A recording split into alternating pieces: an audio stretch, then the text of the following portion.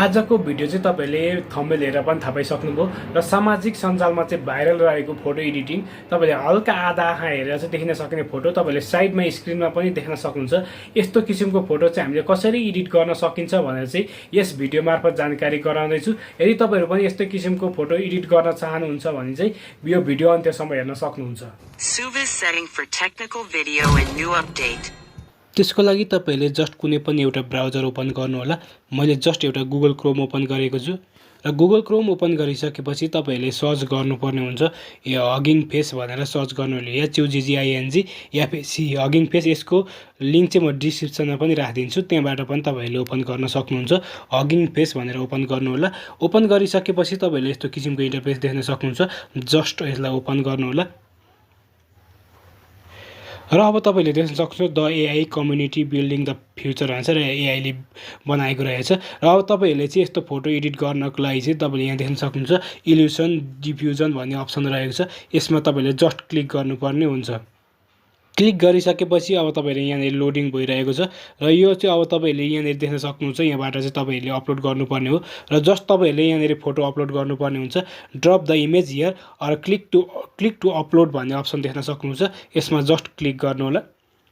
Click गरिसकेपछि म चाहिँ सन्दीप लामिछानेको फोटो देख्न सक्नुहुन्छ।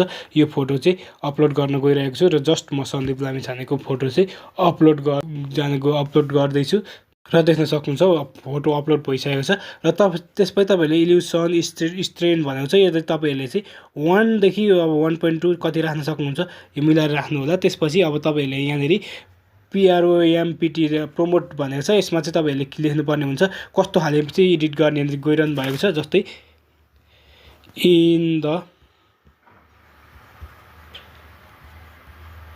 द जंगल अनि सनसेट भनेर राख्छु म।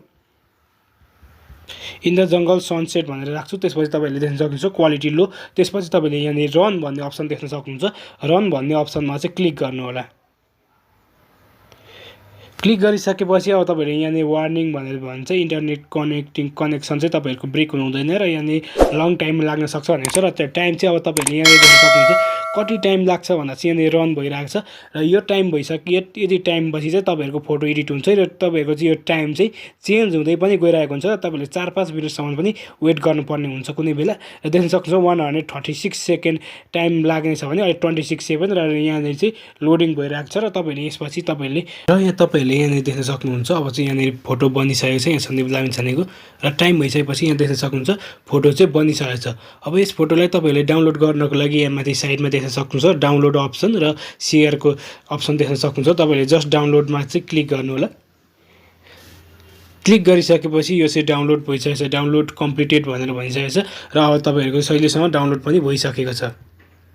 र म जस्ट ग्यालरीमा ओपन गरेर हेरिरहेको छु र तपाईले देख्न सक्नुहुन्छ यस्तो किसिमको चाहिँ सन्दीप लामिछानेको चाहिँ फोटो बनिएको छ। र यसरी तपाईले पनि सजिलैसँग चाहिँ बनाउन सक्नुहुन्छ। भिडियो कस्तो लाग्यो साथीहरु कृपया कमेन्ट बक्समा कमेन्ट गर्नु होला र मन परेमा लाइक शेयर अनि सब्स्क्राइब गर्नु होला साथीहरु। धन्यवाद।